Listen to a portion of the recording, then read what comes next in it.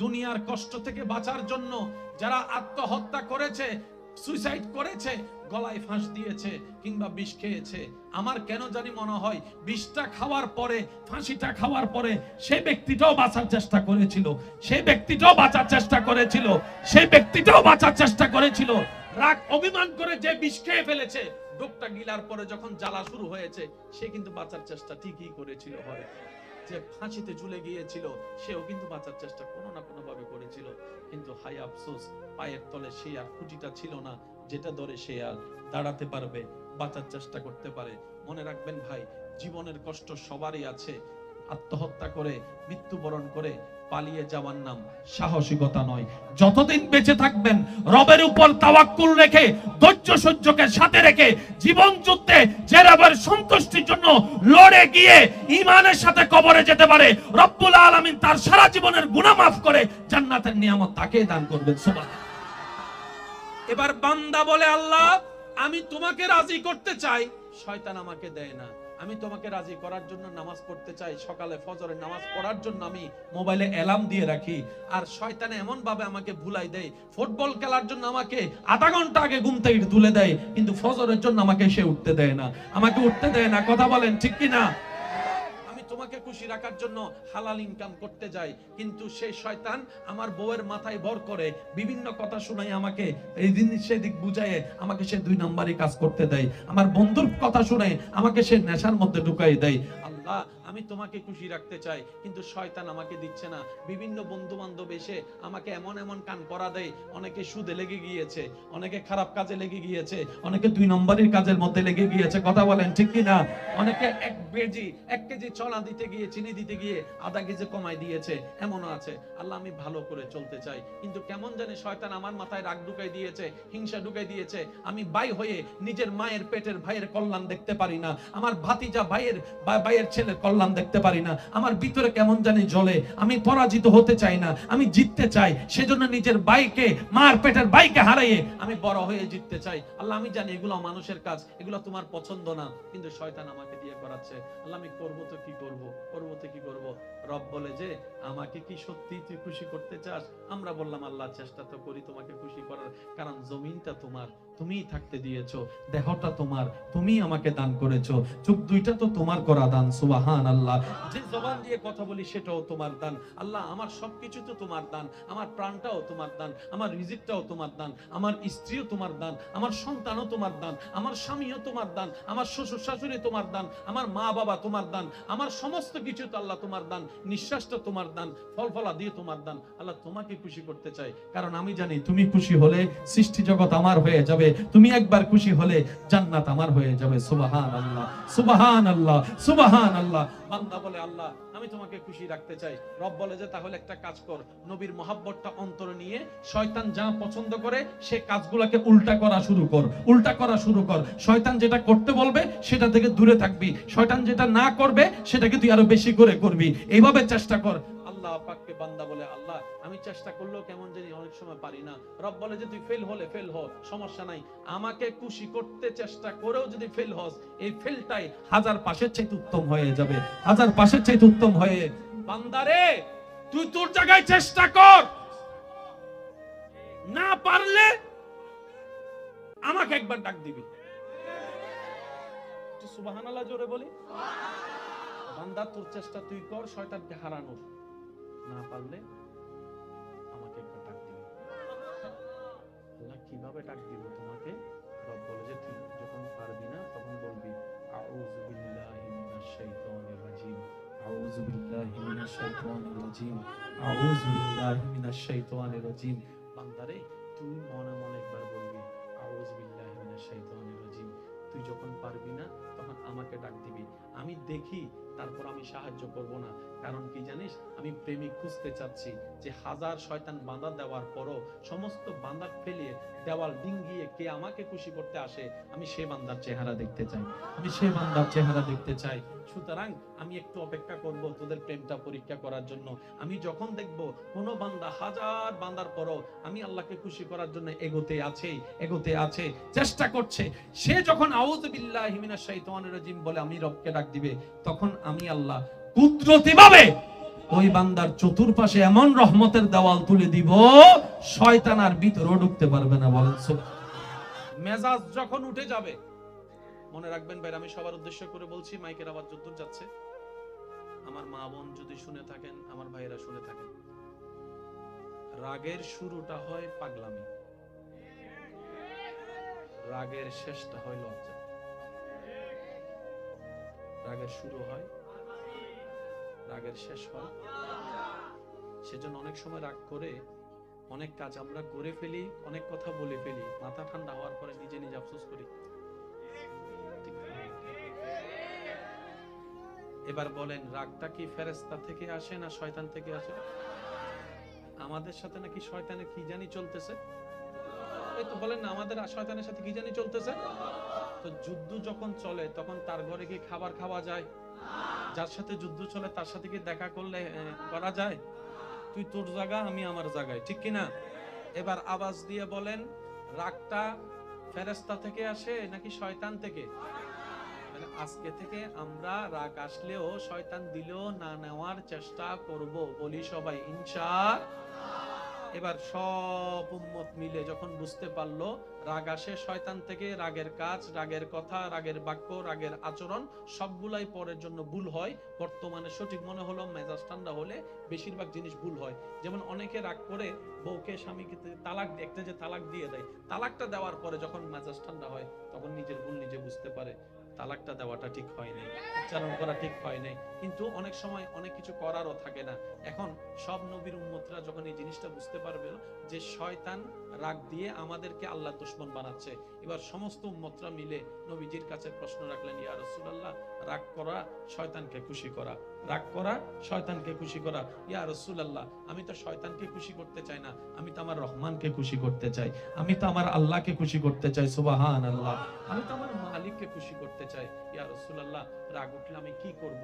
পৃথিবীর বড় বড় বড় বড় বড় বড় মানুষের কাছে এটার কোনো উত্তর নাই, আপনি যদি একটু বলে দেন। কারণ আপনাকে তো আল্লাহ তাআলা আর রহমান আল্লামাল কোরআন দিয়েছেন, আপনাকে তো আল্লাহ ওয়ামা আরসালনাকা ইল্লা রাহমাতাল লিল আলামিন করেছেন, সুবহানাল্লাহ। আপনি তো আল্লাহর হাবিব নবী, আর আল্লাহও বলেছেন আপনার কাছে আসতে কোরআনের মধ্যে। ইয়া রাসূলুল্লাহ, একটু সমাধান দেন।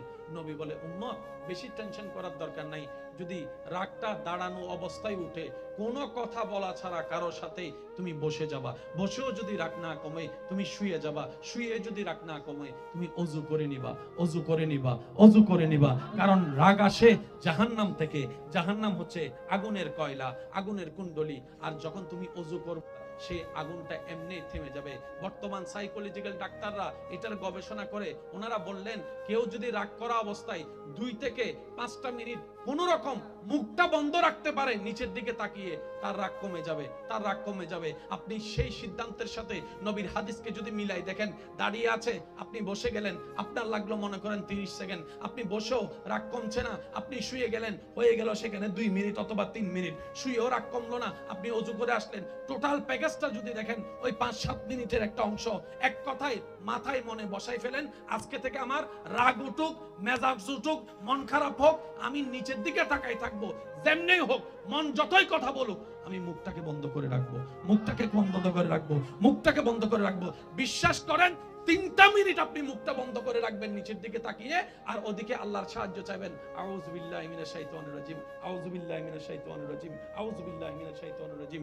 নিচের দিকে যখন তাকাই থাকবেন, আপনি যখন রাগ করবেন না, তখন শয়তান কি করবে জানেন? আপনার সামনের মানুষটাকে আরো বেশি উস্কাই দিবে, সে যেন আরো বেশি করে, আরো বেশি বলে। আপনি এই জিনিসটা মাথায় রাখবেন। অনেক সময় স্ত্রীকে উস্কাই দিবে, অনেক সময় স্বামীকে উস্কাইয়ে দেয়, অনেক সময় বড় ভাইকে উস্কাই দেয়, অনেক সময় ছোট ভাইকে উস্কাই দেয়। আপনার কাজ হচ্ছে নবীর সুন্নত মোতাবেক নিচের দিকে তাকাই থাকা। তোর গালি দেওয়ার গালি দে, বকা দেওয়ার বকা দে, বদনাম করার বদনাম কর। আমার বউ কাছে উত্তর দেওয়ার, কিন্তু আমি উত্তর দিব না, কারণ আমার রব গালি দাতাকে পছন্দ করে না, নীরব থাকাকে পছন্দ করে। সুবহানাল্লাহ। মনে রাখবেন ভাইয়েরা, একটা সময় প্রবাসী ভাইদের কি জন্য কোন প্রবাসী ভাই দেশে আসবে শুনলে এলাকার মানুষ ভেঙে যেত এয়ারপোর্টে। আমার মুরব্বীর একটা আওয়াজ দেন। বিদেশ থেকে অনেক মাস পরে একটা চিঠি আসতো, একটা ওই ক্যাসেট আসতো, ওই ক্যাসেটটা যখন ঘরে প্লে করা হতো সবাই মিলে মুগ্ধ ভাবে শুনতো কি বলে। আবার সেই ক্যাসেটের উত্তর দেওয়ার জন্য আরেকটা রেকর্ড করে সবাই মিলে এক একজন কথা বলে সেই রেকর্ডটা পাঠাতো। একটা চিঠির জন্য, একটা ক্যাসেটের জন্য মানুষ মাসের পর মাস, মাসের পর মাস, মাসের পর মাস অপেক্ষা করত। যেখানে ছিল ভালোবাসা, যেখানে ছিল মায়া, যেখানে ছিল আবেগ, যেখানে ছিল মমতা, নির্ভেজাল ভালোবাসা। কথা বলেন ঠিক কিনা? বিজ্ঞানের কল্যাণে আজকে সেই হাজার মাইল দূরের মানুষকে ভিডিও কলের মাধ্যমে যখন দেখার সুযোগ হয়েছে, এমন অধপতন আমাদের হয়েছে, বিদেশ থেকে কে কখন আসে কারো কোনো খবর থাকে না, কারো কোনো খবর থাকে না। আগে একটা চিঠি পাওয়ার জন্য যে অপেক্ষাটা করত ভালোবাসার মানুষে, স্বামীর চিঠি পাওয়ার পরে স্ত্রী সেই চিঠির মধ্যে ঘ্রাণ শুকে দেখতো স্বামীর হাতের ঘ্রাণ পাওয়া যায় কিনা। ভালোবাসার এমন পর্যায়ে ছিল। আজকে সেই প্রবাসী দেশে আসলে অনেক সময় এলাকার মানুষেরও খবর থাকে না। 3 দিন পর রাস্তায় দেখলে জিজ্ঞেস করে, কিরে কখন আসছিস তুই, কয়দিন থাকবি, শেষ। আমি বলতে চাচ্ছি কি, পৃথিবী যত আমাদের জন্য সহজ হয়ে যাচ্ছে, আমরা কেমন জানি তত স্বার্থপর হয়ে যাচ্ছি। পৃথিবী যত যত সহজ হয়ে যাচ্ছে, আমরা কেমন জানি তত অধৈর্য হয়ে যাচ্ছি। আগে একটা চিঠির জন্য 2 মাস অপেক্ষা করত, আর এখন একটা কল দেওয়ার পর রিসিভ না করলে দ্বিতীয় কলের মধ্যে তাকে বকা দেওয়া শুরু করে দেয়। বুঝাতে পারছি কথা? আমরা দিন দিন কি হয়ে যাচ্ছি? অধৈর্য হয়ে যাচ্ছি। বলেন, আমরা দিন দিন কি হয়ে যাচ্ছি? অধৈর্য হয়ে যাচ্ছি। মনে রাখবেন ভাইয়েরা, আল্লাহ তাআলা ইসলামকে এমন ভাবে সাজিয়েছেন যেখানে সর্ব প্রশ্নের উত্তর কল্যাণময় নিয়ামত আল্লাহ দান করে দিয়েছেন। চিৎকার দিয়ে বলেন না সুবহানাল্লাহ। আপনাদের এই এলাকায় ভাই ভাই ভাই বোনের মধ্যে ঝামেলা আছে না? স্বামী স্ত্রীর ভিতর দ্বন্দ্ব আছে না? ভাই মাইকের আওয়াজ ছোট করে দেন, মাইকের আওয়াজ একটু ছোট করে দেন। অত্র এলাকায় যত ঝামেলা আছে, আমি আপনাদের ছোট ভাই হিসেবে আবদার করে একটা কথা বলি। বাহিরের মানুষের সাথে শত্রুতা না হয় মেনেই নিলাম, আপন নয় রক্ত নয় শত্রুতা আমি করলেন। নিজের রক্তের সাথে শত্রুতা করা কত বড় বোকামি কাজ। একটু কথা বলেন। রাতের 3টা বাজে যদি আপনি অসুস্থ হয়ে যান, আপনার পাশে কে দাঁড়াবে? একটু চিন্তা করে দেখেন। আমরা তো এখন এমন পর্যায়ে চলে গিয়েছি, ডান বাসার বাসিতে কি হয়, বাম পাশের বাড়ির কোনো খবর, কে আসলো কে মরলো। সত্যি করে বলি না রে ভাই, আগে ঈদের একটা আমেজ ছিল, এখন ঈদের দিন অনেক ছেলেরা এখানে আছে ঘুমাই যায়। যদি আমি ভুল বলে না থাকি একটু আওয়াজ দিয়ে বলেন ঠিক কিনা? ঈদের নামাজটা পড়ে এসে ওই সাইড 5টা ঘর এক ঘুমে উঠছে সন্ধ্যাবেলায়। ওই আমেজ দিন দিন আমরা হারিয়ে ফেলতেছি। কথা বলেন ঠিক কিনা? পৃথিবীতে আর বাঁচবো কয়দিন? ঝগড়া তো থেকে যাবে, মামলা থেকে যাবে, হিংসা থেকে যাবে, পারিবারিক দূরত্ব থেকে যাবে, আপনাকে আমাকে চলে যেতে হবে, সবকিছু ফেলে কবরে। আর যে সন্তানদের পরিবারের জন্য আপনি সন্তান এই সম্পদ নিয়ে ঝগড়া করছেন, এই সন্তানেরাই তো আপনি মারা যাওয়ার পরে তাড়াতাড়ি বলবে যে রাসে পচা গন্ধ বেরোবে। তাকে পৃথিবীর সমস্ত কষ্ট এক জায়গায় করলে মৃত্যু যন্ত্রণার 1 সেকেন্ডের কষ্টের মতো ভয়ানক হবে না। 1 সেকেন্ড অতিবাহিত হওয়া মৃত্যুর সময় যান যখন বের হবে, আপনি দেখবেন আপনার আশেপাশে কিছু মানুষ অসুখে এমন কষ্ট পায়, তারা বাধ্য হয়ে বলে মরে গেলেই ভালো ছিলাম, মরে গেলেই ভালো ছিলাম। কথা বলেন ঠিক কি না? যে কষ্ট পেয়ে উনি মৃত্যু বরণ করতে রাজি হচ্ছে হাসি মুখে, বিশ্বাস করেন ভাই, তার চাইতে 1000 গুণ কঠিন হবে মৃত্যুর সময়ের যন্ত্রণাটা। মৃত্যুর সময়ের যন্ত্রণা যখন সারা শরীর থেকে রগগুলো যেমন ছিঁড়ে ছিঁড়ে যাচ্ছে এমন মনে হবে, নিঃশ্বাস নিতে বারবার কষ্ট হবে, চোখগুলো বারবার ঝাপসা হয়ে আসবে, ব্রেন যখন সিগন্যাল পাওয়া আস্তে আস্তে কমে যাবে, ব্রেন দুর্বল হওয়া শুরু করবে, নিজের তৃষ্ণা বেড়ে যাবে, তৃষ্ণা বেড়ে যাবে, ঈমানি পরীক্ষা দিতে হবে। মা বাবা, স্ত্রী, পুত্র, সন্তান, স্বামীকে ছেড়ে যাওয়ার কষ্টটাও বারবার জেগে উঠবে, কবরে থাকার সে ভয়টাও বারবার জেগে উঠবে। ওই মৃত্যুর সময়ের যন্ত্রণার মতো কষ্টের যন্ত্রণা আর কিছু নাই। কোনো ভালো মানুষ যখন দুনিয়ার থেকে যাবার সময় হয়,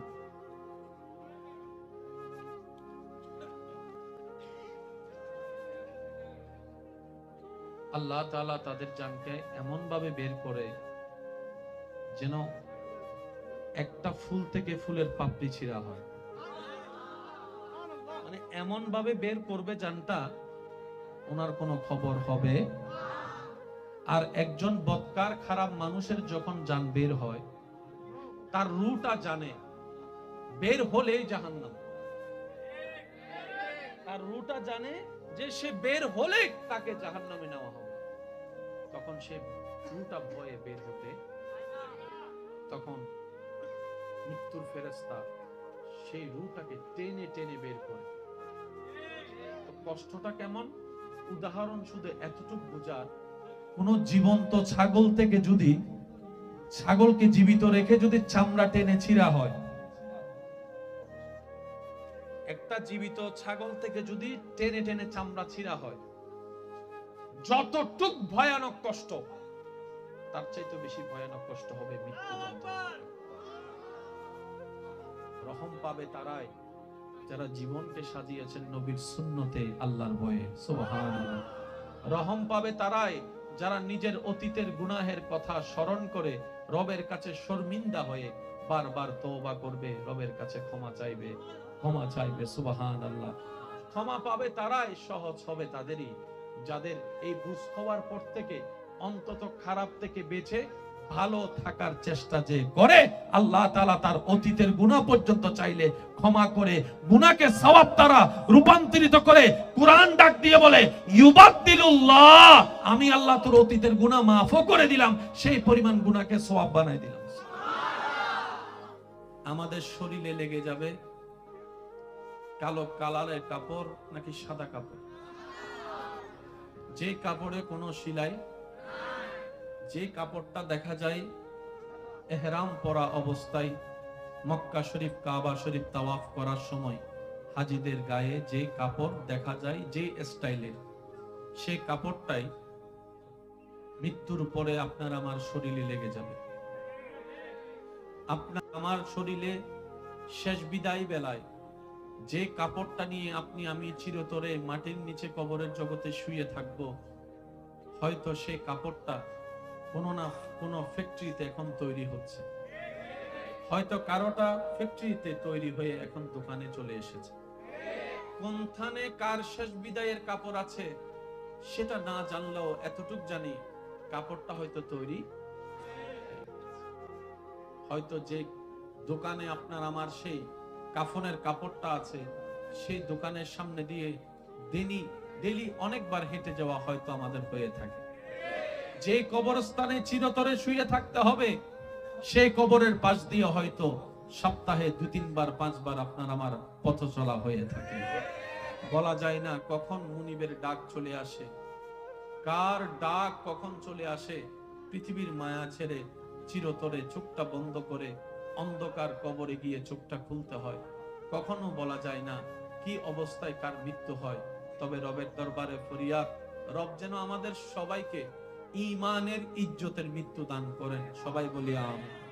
কেউ গর্তে পড়ে গেলে লাইট দেওয়ার মতো 100 জন মানুষ পাওয়া যায়, ভিডিও করার মতো 200 জন মানুষ পাওয়া যায়, গর্ত থেকে তোলার মতো সহজে মানুষ পাওয়া বর্তমানে যায়। কারণ আমরা দিন দিন মনুষ্যত্ব হারিয়ে অমানুষ হয়ে যাচ্ছি। কথা বলেন ঠিক কিনা? তো আল্লাহ যেন আমাদের এই উপস্থিতিটা কবুল করে আমাদেরকে জান্নাতের রাস্তাটা সহজ করে দেন। আর একটু জোরে বলেন, এবার আওয়াজ দিয়ে বলেন, মৃত্যু একদিন আসবে কি আসবে না? যে 7টা দিন আপনার আমার চেনা জানা মুখস্থ, এই 7টা দিনের কোন একটা দিন আপনার আমার মৃত্যু। 24টা ঘন্টার প্রত্যেকটা ঘন্টা, যে ঘন্টাগুলো আপনার আমার কাটাটা মুখস্থ চেনা, এরকম ঘড়ির কোন একটি কাটায় এসে আপনার আমার নিঃশ্বাস বন্ধ হয়ে যাবে। ওই চলন্ত ঘড়ি চলতে থাকবে। সেই সময় আপনার আমার মৃত্যু অন্য কোন বারে, অন্য কোন সপ্তাহে, সেই তারিখটা সময়টা হয়তো আপনি আমি নিজের সচক্ষে দেখেছি। আজকে যে তারিখে আপনার আমার মৃত্যু হবে, এক একটা সেকেন্ড বড় দামি, এক একটা সেকেন্ড বড় দামি। কেন? যেই সেকেন্ড আল্লাহ আপনার আমার হায়াতে দিয়েছেন, এটা রব সবাইকে দান করে দিয়েছেন, ভিক্ষা দিয়েছেন। সুবহান।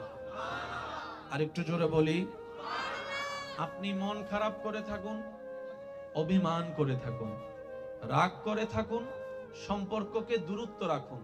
আপনি যাই করেন না কেন, হায়াতের বরাদ্দ সময় সেকেন্ড থেমে থাকবে না, এটা চলতেই থাকবে, চলতেই থাকবে, চলতেই থাকবে। আপনার আমার হিসাবের খাতা থেকে মাইনাস হতেই থাকবে। তাই বুদ্ধিমানরা কি করে? রাগ করে সময় নষ্ট করে না, অভিমান করে সময় নষ্ট করে না। তারা এই প্রত্যেকটা সেকেন্ডকে দুনিয়াবি ভাবেও আখিরাতের জন্য দুনোভাবে কাজে লাগিয়ে ফিদ দুনিয়া হাসনাতাও ওয়া ফিল আখিরাতি হাসনাতাও নিয়ামত নেওয়ার চেষ্টা করে। বলেন সুবহান। রব বলে তোমার বান্দা 24টা ঘন্টা আমি রব যে নিয়ামত সময় দান করেছি, সেই সময়টা আমার এবং আমার রাসূল রাহমাতুল লিল আলামিনের আদেশ নিষেধ মেনে তুমি চলতে থাকো, 24 ঘন্টা সার্থক হয়ে যাবে। বলেন সুবহান।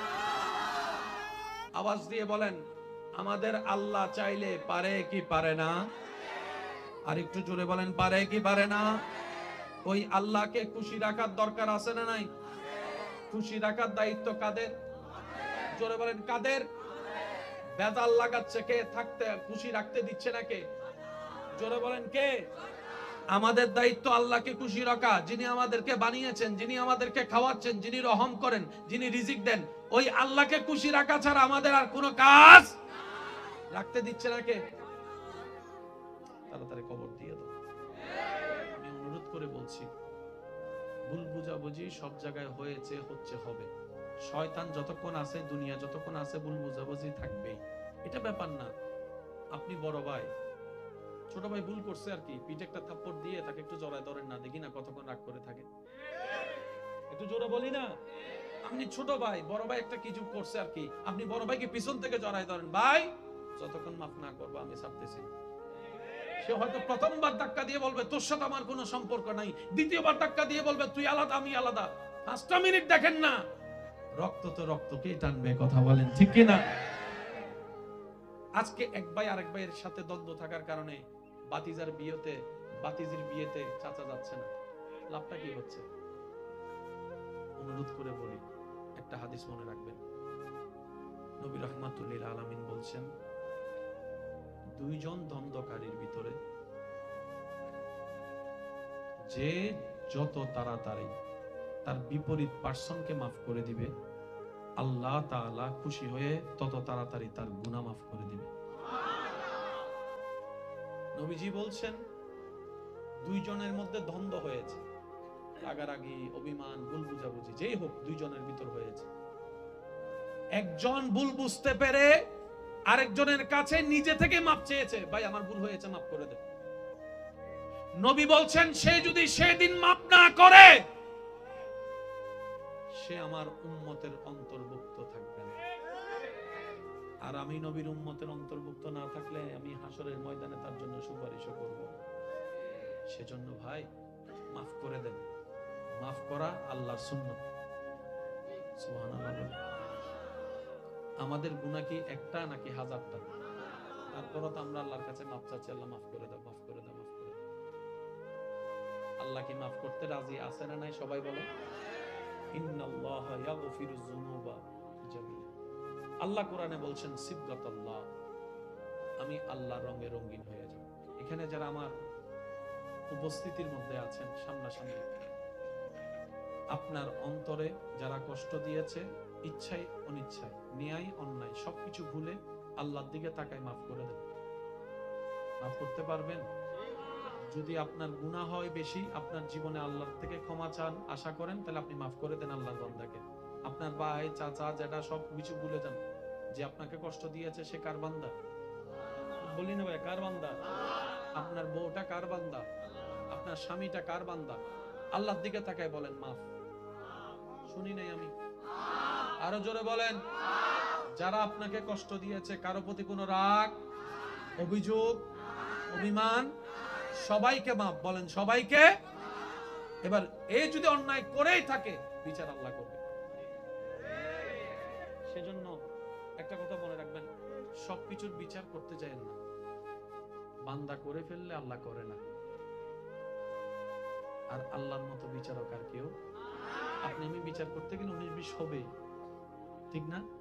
সেজন্য যারাই আপনাকে দুনিয়াতে কষ্ট দিয়েছে, আপনি নিজের মন থেকে তাদেরকে মাফ করে নিজের মনকে হালকা করে নেন, বিচারটা রবের না উপর ছেড়ে দেন। রব্বুল আলামিন এমন ভাবে তাদেরকে বিচারের কাঠগড়ায় ফেলবে, তখন আপনার আর সেটার প্রতিশোধ নেওয়ার দরকার। আর মনে রাখবেন, প্রতিশোধের চাইতে ক্ষমা বড় উত্তম। ক্ষমা করার জন্য জিগর দরকার হয়, যার তার পক্ষে ক্ষমা করা সম্ভব। আপনার আমার নবীকে কষ্টের পর কষ্ট দিয়েছে যে জাতি, মক্কা বিজয়ের দিন সেই নবী সেখানে এসে মাফ করে দিয়েছে। আল্লাহ তাআলা আমাদের সবাইকে নবীর সুন্নত মোতাবেক জীবন যাপন করার তৌফিক দান করুন। 5 ওয়াক্ত নামাজের সাথে বন্ধুত্ব রাখার তৌফিক দান করুন। মসজিদের মিনার থেকে আজানের ধ্বনি যখনই ভেসে আসবে কানে,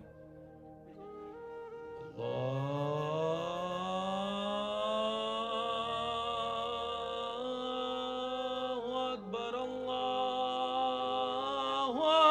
আকবার, আরেকটু জোরে। আল্লাহ তাআলা আমাদেরকে উম্মতে মুহাম্মাদি আল্লাহর বান্দারা রকেটের সেই গতিকে সামনে রেখে মেরাজের রাতের বোরাকের গতি কল্পনা করে ফেলতে পারে। সুবহান, বুঝবেন কথা? রকেট আবিষ্কারক বান্দা, বলেন রকেট আবিষ্কারক আর বোরাকের সৃষ্টিকর্তা এক রাতে। সুবহানাল্লাযী আসরা বিআবদিহি লাইলাম মিনাল মসজিদিল হারামি ইলাল মসজিদিল আকসা। মক্কা থেকে আকসা ভ্রমণ করেছে 3 ঘন্টা, 3.5 ঘন্টার বিমানের পথ। এক রাতের কিছু অংশে আল্লাহ নবীকে ভ্রমণ করে দিয়েছেন। গাড়িটার নাম কি ছিল? বুররাক। বুররাক, বুররাক, সুবহানাল্লাহ। গাড়ির স্পিড কেমন ছিল? এক চোখে যতটুক দেখে কদম তার সেই জায়গায় গিয়ে পৌঁছায়। বলেন না সুবহানাল্লাহ। জগৎ প্রশ্ন করবে এটা কিভাবে সম্ভব, এটা আবার কেমন গাড়ি?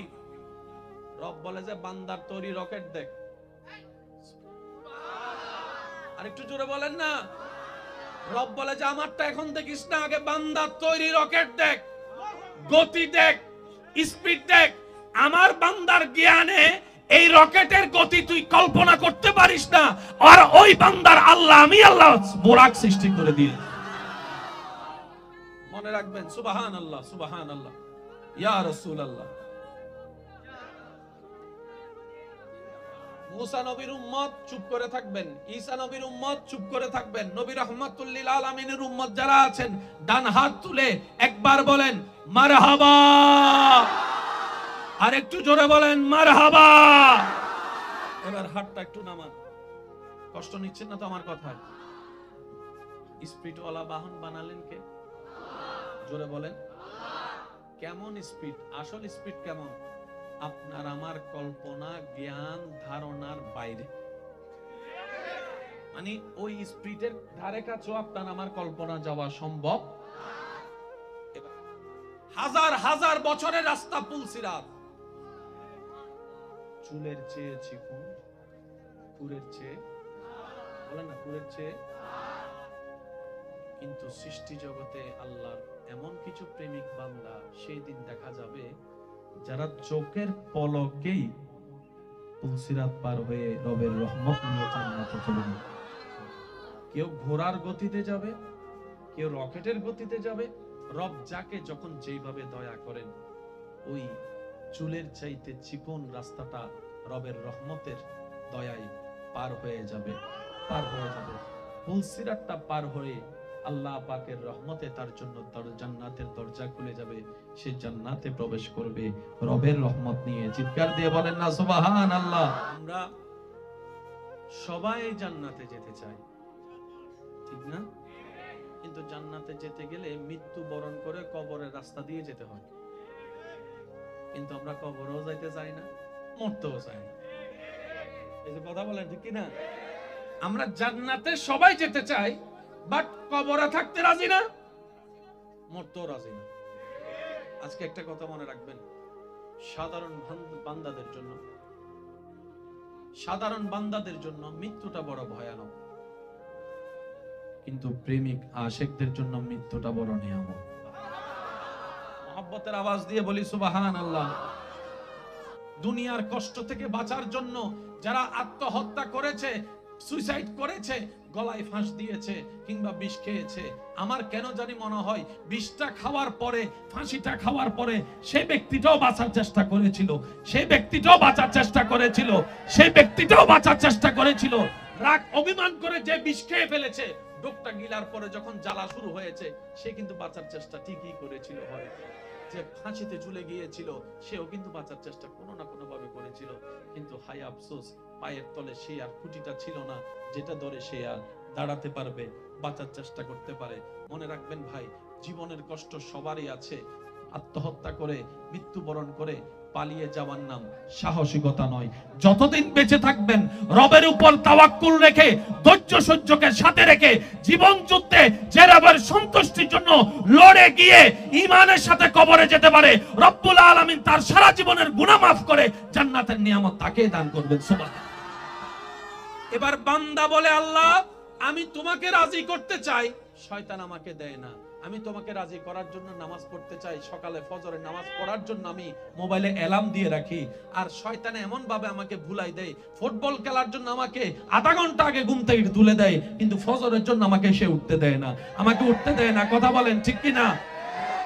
তোমাকে খুশি রাখার জন্য হালাল ইনকাম করতে যাই, কিন্তু সেই শয়তান আমার বউয়ের মাথায় ভর করে বিভিন্ন কথা শোনায়, আমাকে এই জিনিস সেদিক বুঝায় আমাকে সে 2 নম্বরই কাজ করতে দেয়, আমার বন্ধুর কথা শুনে আমাকে সে নেশার মধ্যে ঢুকাই দেয়। আল্লাহ আমি তোমাকে খুশি রাখতে চাই, কিন্তু শয়তান আমাকে দিচ্ছে না। বিভিন্ন বন্ধু বান্ধব এসে আমাকে এমন এমন কান পরা দেয়, অনেকে সুদে লেগে গিয়েছে, অনেকে খারাপ কাজে লেগে গিয়েছে, অনেকে 2 নম্বরের কাজের মধ্যে লেগে গিয়েছে। কথা বলেন ঠিক কি না?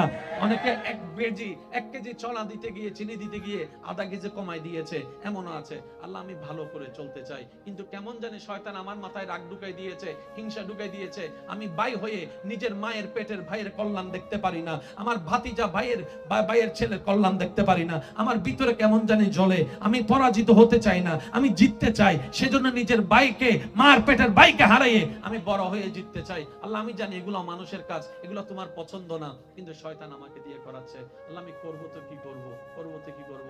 রব বলে যে আমাকে কি সত্যি তুই খুশি করতে চাস? আমরা বললাম আল্লাহ চেষ্টা তো করি তোমাকে খুশি করার, কারণ জমিনটা তোমার, তুমিই থাকতে দিয়েছো, দেহটা তোমার, তুমি আমাকে দান করেছো, চোখ দুইটা তো তোমার করা দান। সুবহানাল্লাহ। যে জবান দিয়ে কথা বলি সেটাও তোমার দান। আল্লাহ আমার সবকিছু তো তোমার দান, আমার প্রাণটাও তোমার দান, আমার রিজিকটাও তোমার দান, আমার স্ত্রীও তোমার দান, আমার সন্তানও তোমার দান, আমার স্বামীও তোমার দান, আমার শ্বশুর শাশুড়ি তোমার দান, আমার মা বাবা তোমার দান, আমার সমস্ত কিছু তো আল্লাহ তোমার দান, নিঃশ্বাসটা তোমার দান, ফলফলা দিয়ে তোমার দান। আল্লাহ তোমাকে খুশি করতে চাই, কারণ আমি জানি তুমি খুশি হলে সৃষ্টি জগৎ আমার হয়ে যাবে, তুমি একবার খুশি হলে জান্নাত আমার হয়ে যাবে। সুবহানাল্লাহ, সুবহানাল্লাহ, সুবহানাল্লাহ। বান্দা বলে আল্লাহ আমি তোমাকে খুশি রাখতে চাই। রব বলে যে তাহলে একটা কাজ কর, নবীর মহাব্বতটা অন্তরে নিয়ে শয়তান যা পছন্দ করে সে কাজগুলোকে উল্টা করা শুরু কর, উল্টা করা শুরু কর। শয়তান যেটা করতে বলবে সেটা থেকে দূরে থাকবি, শয়তান যেটা না করবে সেটাকে তুই আরো বেশি করে করবি, এইভাবে চেষ্টা কর। আল্লাহ পাককে বান্দা বলে আল্লাহ আমি চেষ্টা করলেও কেমন জানি অনেক সময় পারি না। রব বলে যে তুই ফেল হলে ফেল হ, সমস্যা নাই, আমাকে খুশি করতে চেষ্টা করেও যদি ফেল হস, এই ফেলটাই 1000 পাশের চাইতে উত্তম হয়ে যাবে, 1000 পাশের চাইতে উত্তম হয়ে। বান্দারে তুই তোর জায়গায় চেষ্টা কর, না পারলে আমাকে একবার ডাক দিবি। সুবহানাল্লাহ জোরে বলি।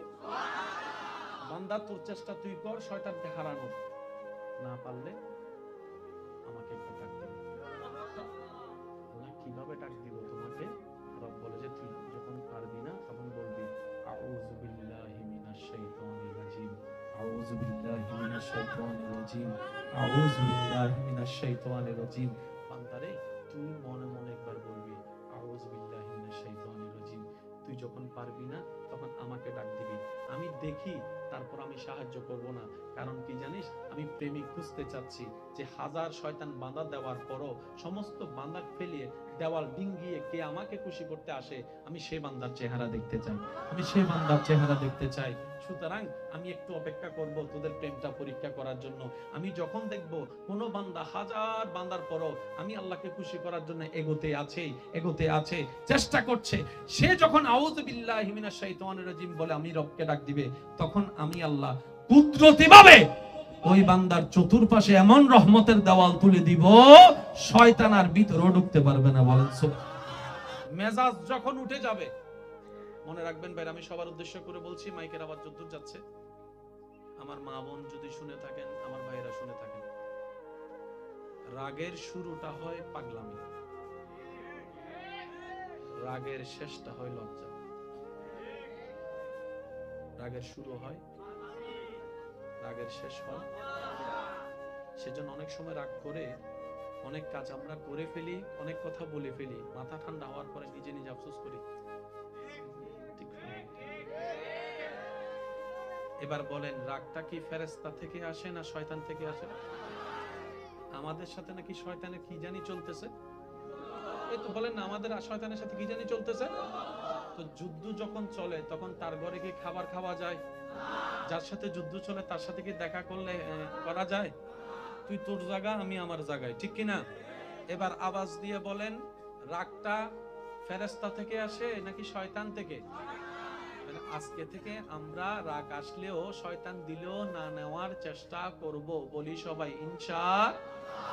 এবার সব উম্মত মিলে যখন বুঝতে পারলো রাগ আসে শয়তান থেকে, রাগের কাজ, রাগের কথা, রাগের বাক্য, রাগের আচরণ সবগুলাই পরের জন্য ভুল হয়। বর্তমানে সঠিক মনে হলো মেজাজ ঠান্ডা হলে বেশিরভাগ জিনিস ভুল হয়। যেমন অনেকে রাগ করে বউকে স্বামীকে তালাক দেখতে যে তালাক দিয়ে দেয়, তালাকটা দেওয়ার পরে যখন মেজাজ ঠান্ডা হয় তখন নিজের ভুল নিজে বুঝতে পারে, তালাকটা দেওয়াটা ঠিক হয় নাই, উচ্চারণ করা ঠিক হয় নাই। কিন্তু অনেক সময় অনেক কিছু করারও থাকে না। এখন সব নবীর উম্মতরা যখন এই জিনিসটা বুঝতে পারবে যে শয়তান রাগ দিয়ে আমাদেরকে আল্লাহর দুশমন বানাচ্ছে, এবার সমস্ত উম্মতরা মিলে নবীজির কাছে প্রশ্ন রাখলেন, ইয়া রাসূলুল্লাহ, রাগ করা শয়তানকে খুশি করা, রাগ করা শয়তানকে খুশি করা। ইয়া রাসূলুল্লাহ, আমি তো শয়তানকে খুশি করতে চাই না, আমি তো আমার রহমানকে খুশি করতে চাই, আমি তো আমার আল্লাহকে খুশি করতে চাই, সুবহানাল্লাহ, আমি তো আমার মালিককে খুশি করতে চাই। ইয়া রাসূলুল্লাহ, রাগ উঠলে আমি কি করব? পৃথিবীর বড় বড় বড় বড় বড় বড় মানুষের কাছে এটার কোনো উত্তর নাই, আপনি যদি একটু বলে দেন। কারণ আপনাকে তো আল্লাহ তাআলা আর রহমান আল্লামাল কোরআন দিয়েছেন, আপনাকে তো আল্লাহ ওয়ামা আরসালনাকা ইল্লা রাহমাতাল লিল আলামিন করেছেন, সুবহানাল্লাহ। আপনি তো আল্লাহর হাবিব নবী, আর আল্লাহও বলেছেন আপনার কাছে আসতে কোরআনের মধ্যে। ইয়া রাসূলুল্লাহ, একটু সমাধান দেন।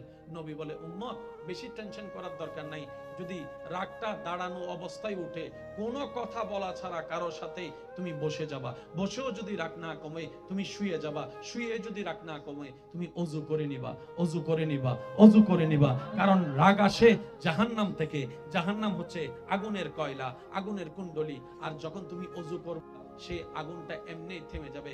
বর্তমান সাইকোলজিক্যাল ডাক্তাররা এটার গবেষণা করে ওনারা বললেন, কেউ যদি রাগ করা অবস্থায় 2 থেকে 5টা মিনিট কোন রকম মুখটা বন্ধ রাখতে পারে নিচের দিকে তাকিয়ে, তার রাগ কমে যাবে, তার রাগ কমে যাবে। আপনি সেই সিদ্ধান্তের সাথে নবীর হাদিসকে যদি মিলাই দেখেন, দাঁড়িয়ে আছে, আপনি বসে গেলেন, আপনার লাগলো মনে করেন 30 সেকেন্ড, আপনি বসেও রাগ কমছে না, আপনি শুয়ে গেলেন, হয়ে গেল সেখানে 2 মিনিট অথবা 3 মিনিট, শুয়েও রাগ কমলো না, আপনি ওযু করে আসলেন। টোটাল প্যাকেজটা যদি দেখেন ওই 5-7 মিনিটের একটা অংশ। এক কথায় মাথায় মনে বসাই ফেলেন, আজকে থেকে আমার রাগ উঠুক, মেজাজ উঠুক, মন খারাপ হোক, আমি নিচের দিকে তাকাই থাকবো, যেমনি হোক, মন যতই কথা বলুক, আমি মুখটাকে বন্ধ করে রাখবো, মুখটাকে বন্ধ করে রাখবো, মুখটাকে বন্ধ করে রাখবো। বিশ্বাস করেন 3টা মিনিট আপনি মুখটা বন্ধ করে রাখবেন নিচের দিকে তাকিয়ে, আর ওদিকে আল্লাহর সাহায্য চাইবেন। আউযু বিল্লাহি মিনাশ শাইতানির রাজিম, আউযু বিল্লাহি মিনাশ শাইতানির রাজিম, আউযু বিল্লাহি মিনাশ শাইতানির রাজিম। নিচের দিকে যখন তাকাই থাকবেন, আপনি যখন রাগ করবেন না, তখন শয়তান কি করবে জানেন? আপনার সামনের মানুষটাকে আরো বেশি উস্কাই দিবে, সে যেন আরো বেশি করে, আরো বেশি বলে। আপনি এই জিনিসটা মাথায় রাখবেন। অনেক সময় স্ত্রীকে উস্কাই দিবে, অনেক সময় স্বামীকে উস্কাই দেয়, অনেক সময় বড় ভাইকে উস্কাই দেয়, অনেক সময় ছোট ভাইকে উস্কাই দেয়। আপনার কাজ হচ্ছে নবীর সুন্নত মোতাবেক নিচের দিকে তাকাই থাকা। তোর গালি দেওয়ার গালি দে, বকা দেওয়ার বকা দে, বদনাম করার বদনাম কর। আমার বউ কাছে উত্তর দেওয়ার, কিন্তু আমি উত্তর দিব না, কারণ আমার রব গালি দাতাকে পছন্দ করে না, নীরব থাকাকে পছন্দ করে। সুবহানাল্লাহ। মনে রাখবেন ভাইয়েরা, একটা সময় প্রবাসী ভাইদের কি জন্য কোন প্রবাসী ভাই দেশে আসবে শুনলে এলাকার মানুষ ভেঙে যেত এয়ারপোর্টে। আমার মুরব্বীর একটা আওয়াজ দেন। বিদেশ থেকে অনেক মাস পরে একটা চিঠি আসতো, একটা ওই ক্যাসেট আসতো। ওই ক্যাসেটটা যখন ঘরে প্লে করা হতো, সবাই মিলে মুগ্ধ ভাবে শুনতো কি বলে। আবার সেই ক্যাসেটের উত্তর দেওয়ার জন্য আরেকটা রেকর্ড করে সবাই মিলে এক একজন কথা বলে সে রেকর্ডটা পাঠাতো। একটা চিঠির জন্য, একটা ক্যাসেটের জন্য মানুষ মাসের পর মাস, মাসের পর মাস, মাসের পর মাস অপেক্ষা করত। যেখানে ছিল ভালোবাসা, যেখানে ছিল মায়া, যেখানে ছিল আবেগ, যেখানে ছিল মমতা, নির্ভেজাল ভালোবাসা। কথা বলেন ঠিক কিনা? বিজ্ঞানের কল্যাণে আজকে সেই 1000 মাইল দূরের মানুষকে ভিডিও কলের মাধ্যমে যখন দেখার সুযোগ হয়েছে, এমন অধপতন আমাদের হয়েছে, বিদেশ থেকে কে কখন আসে কারো কোনো খবর থাকে না, কারো কোনো খবর থাকে না। আগে একটা চিঠি পাওয়ার জন্য যে অপেক্ষাটা করত ভালোবাসার মানুষে, স্বামীর চিঠি পাওয়ার পরে স্ত্রী সেই চিঠির মধ্যে ঘ্রাণ শুকে দেখতো স্বামীর হাতের ঘ্রাণ পাওয়া যায় কিনা। ভালোবাসার এমন পর্যায়ে ছিল। আজকে সেই প্রবাসী দেশে আসলে অনেক সময় এলাকার মানুষেরও খবর থাকে না। 3 দিন পরে রাস্তায় দেখলে জিজ্ঞেস করে, কিরে কখন আসছিস তুই, কয়দিন থাকবি, শেষ। আমি বলতে চাচ্ছি কি, পৃথিবী যত আমাদের জন্য সহজ হয়ে যাচ্ছে, আমরা কেমন জানি তত স্বার্থপর হয়ে যাচ্ছি। পৃথিবী যত যত সহজ হয়ে যাচ্ছে, আমরা কেমন জানি তত অধৈর্য হয়ে যাচ্ছি। আগে একটা চিঠির জন্য 2 মাস অপেক্ষা করত, আর এখন একটা কল দেওয়ার পর রিসিভ না করলে দ্বিতীয় কলের মধ্যে থাকে বকা দেওয়া শুরু করে দেয়। বুঝাতে পারছি কথা? আমরা দিন দিন কি হয়ে যাচ্ছি? অধৈর্য হয়ে যাচ্ছি। বলেন, আমরা দিন দিন কি হয়ে যাচ্ছি? অধৈর্য হয়ে যাচ্ছি। মনে রাখবেন ভাইয়েরা, আল্লাহ তাআলা ইসলামকে এমন ভাবে সাজিয়েছেন যেখানে সর্ব প্রশ্নের উত্তর কল্যাণময় নিয়ামত আল্লাহ দান করে দিয়েছেন। চিৎকার দিয়ে বলেন না সুবহানাল্লাহ। আপনাদের এই এলাকায় ভাই ভাই ভাই বোনের মধ্যে ঝামেলা আছে না? স্বামী স্ত্রীর ভিতর দ্বন্দ্ব আছে না? ভাই মাইকের আওয়াজ ছোট করে দেন, মাইকের আওয়াজ একটু ছোট করে দেন। অত্র এলাকায় যত ঝামেলা আছে, আমি আপনাদের ছোট ভাই হিসেবে আবদার করে একটা কথা বলি, বাহিরের মানুষের সাথে শত্রুতা না হয় মেনেই নিলাম, আপন নয়, রক্ত নয়, শত্রুতা আমি করলেন। নিজের রক্তের সাথে শত্রুতা করা কত বড় বোকামি কাজ। একটু কথা বলেন, রাতের 3টা বাজে যদি আপনি অসুস্থ হয়ে যান, আপনার পাশে কে দাঁড়াবে? একটু চিন্তা করে দেখেন। আমরা তো এখন এমন পর্যায়ে চলে গিয়েছি, ডান বাসার বাসিতে কি হয়, বাম পাশের বাড়ির কোনো খবর, কে আসলো কে মরলো। সত্যি করে বলি না রে ভাই, আগে ঈদের একটা আমেজ ছিল, এখন ঈদের দিন অনেক ছেলেরা এখানে আছে ঘুমাই যায়। যদি আমি ভুল বলে না থাকি একটু আওয়াজ দিয়ে বলেন ঠিক কিনা?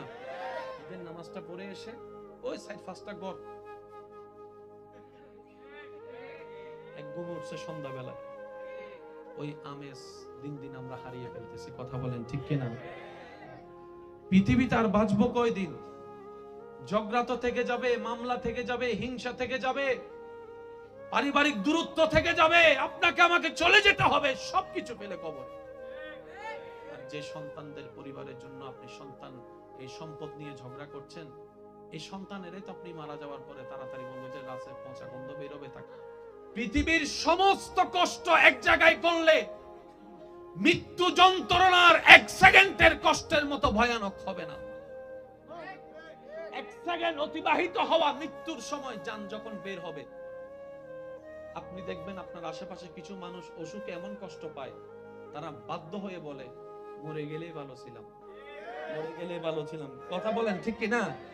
যে কষ্ট পেয়ে উনি মৃত্যু বরণ করতে রাজি হচ্ছে হাসি মুখে, বিশ্বাস করেন ভাই, তার চেয়ে তো 1000 গুণ কঠিন হবে মৃত্যুর সময়ের যন্ত্রণাটা।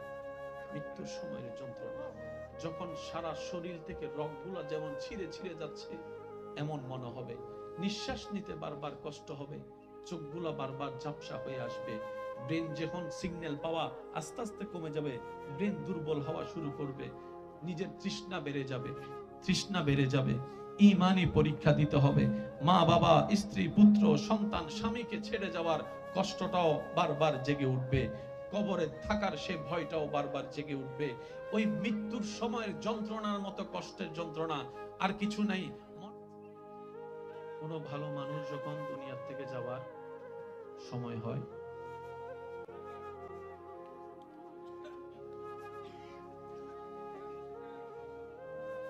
আল্লাহ তাআলা তাদের জানকে এমন ভাবে বের করে যেন একটা ফুল থেকে ফুলের পাপড়ি ছিঁড়া হয়।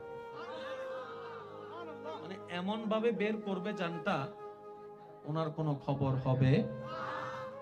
আর একজন বদকার খারাপ মানুষের যখন জান বের হয়, তার রুটা জানে, বের হলেই জাহান্নাম। তার রুটা জানে যে সে বের হলে তাকে জাহান্নামে নেওয়া হবে। তখন সে রুটা ভয়ে বের হতে, তখন মৃত্যুর ফেরেশতা সেই রুটাকে টেনে টেনে বের করে। কষ্টটা কেমন? উদাহরণ শুধু এতটুকু বোঝার, কোন জীবন্ত ছাগল থেকে যদি ছাগলকে জীবিত রেখে যদি চামড়া টেনে ছিঁড়া হয়, একটা জীবিত ছাগল থেকে যদি টেনে টেনে চামড়া ছিঁড়া হয়, যতটুক ভয়ানক কষ্ট, তার চাইতে বেশি ভয়ানক কষ্ট হবে মৃত্যু যন্ত্রণা। রহম পাবে তারাই যারা জীবনকে সাজিয়েছেন নবীর সুন্নতে, আল্লাহর ভয়ে। সুবহানাল্লাহ। রহম পাবে তারাই যারা নিজের অতীতের গুনাহের কথা স্মরণ করে রবের কাছে শর্মিন্দা হয়ে বারবার তওবা করবে, রবের কাছে ক্ষমা চাইবে, ক্ষমা চাইবে। সুবহানাল্লাহ।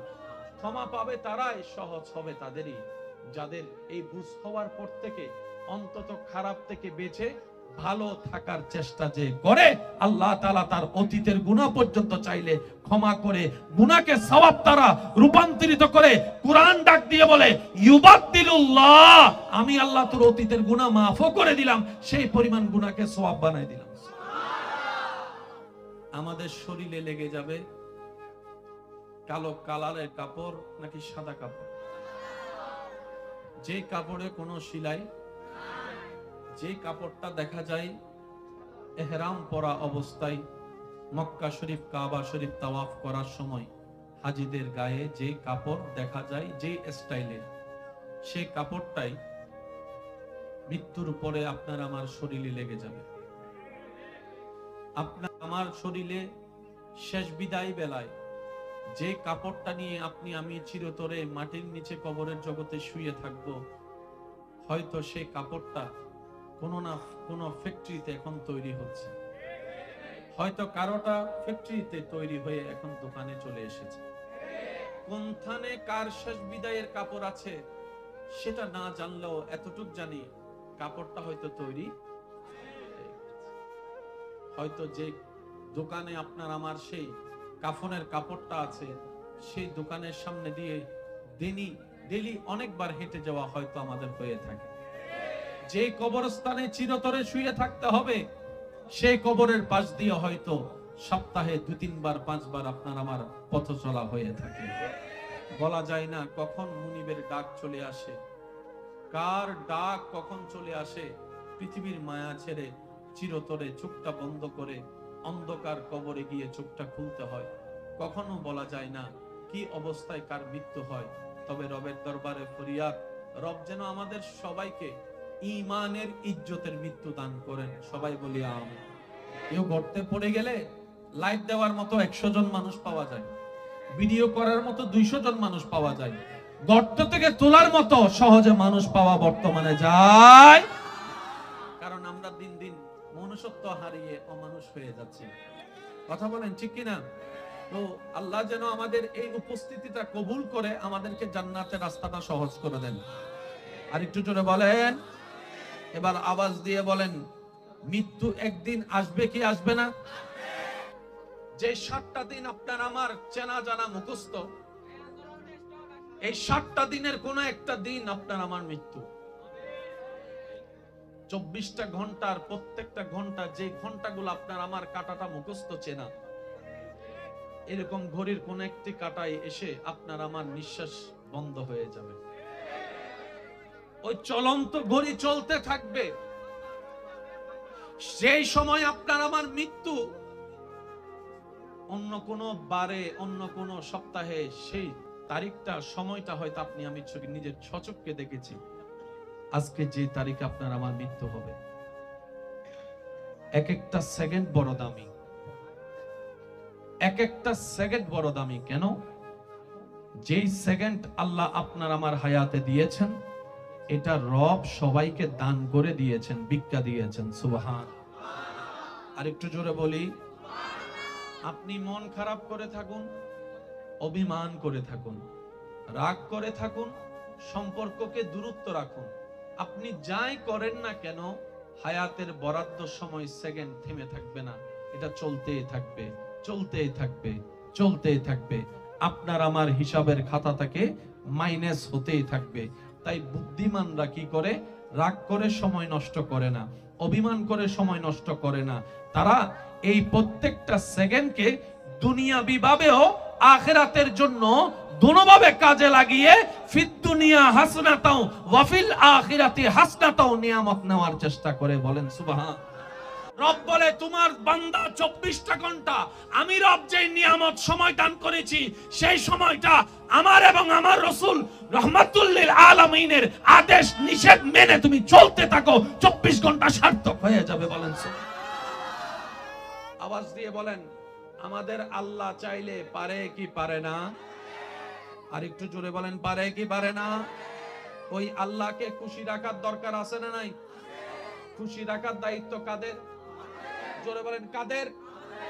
বেজাল লাগাচ্ছে কে? থাকতে খুশি রাখতে দিচ্ছে না কে? জোরে বলেন, কে? আমাদের দায়িত্ব আল্লাহকে খুশি রাখা। যিনি আমাদেরকে বানিয়েছেন, যিনি আমাদেরকে খাওয়াচ্ছেন, যিনি রহম করেন, যিনি রিজিক দেন, ওই আল্লাহকে খুশি রাখা ছাড়া আমাদের আর কোনো কাজ রাখতে দিচ্ছে না কে? তাড়াতাড়ি খবর দিয়ে দাও। আমি অনুরোধ করে বলছি, ভুল বুঝাবুঝি সব জায়গায় হয়েছে, হচ্ছে, হবে। শয়তান যতক্ষণ আছে, দুনিয়া যতক্ষণ আছে, ভুল বুঝাবুঝি থাকবেই। এটা ব্যাপার না। আপনি বড় ভাই, ছোট ভাই ভুল করছে আর কি, পিঠে একটা থাপ্পড় দিয়ে তাকে একটু জড়ায় ধরেন না, দেখি না কতক্ষণ রাগ করে থাকে।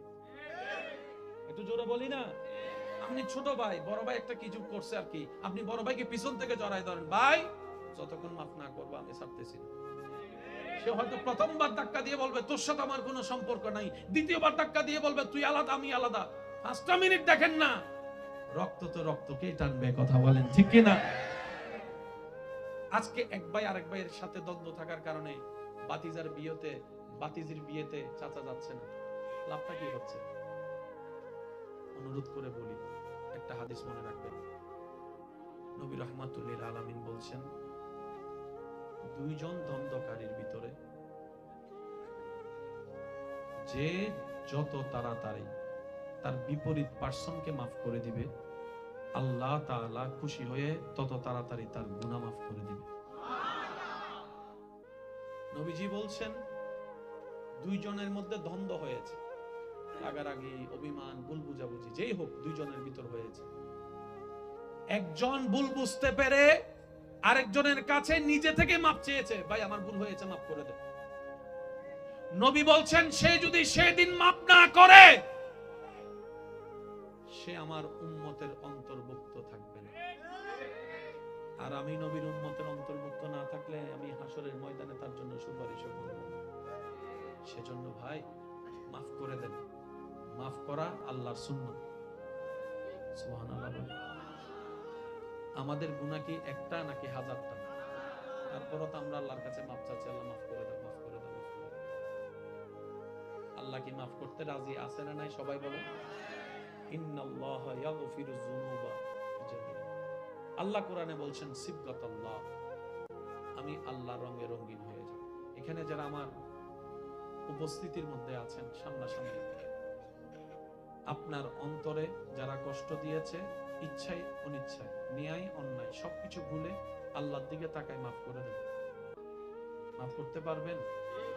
যদি আপনার গুনাহ হয় বেশি, আপনার জীবনে আল্লাহর থেকে ক্ষমা চান, আশা করেন, তাহলে আপনি মাফ করে দেন আল্লাহর বান্দাকে। আপনার ভাই, চাচা, যেটা সব কিছু ভুলে যান।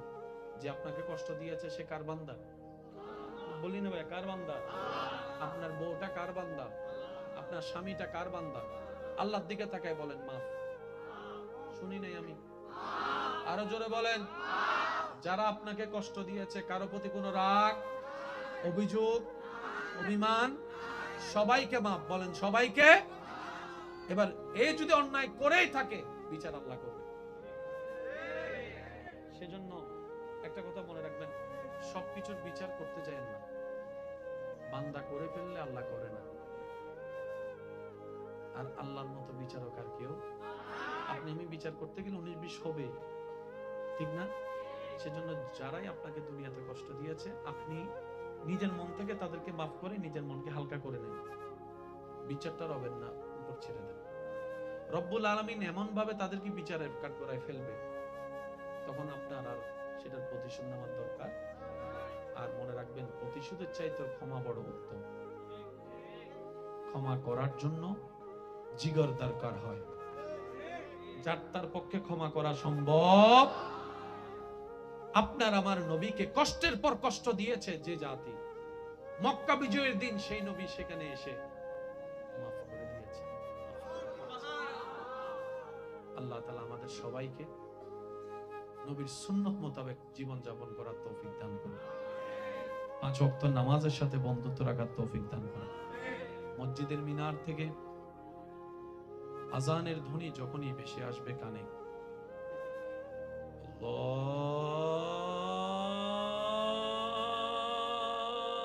আল্লাহু আকবার, আল্লাহু আকবার, আর একটু জোরে।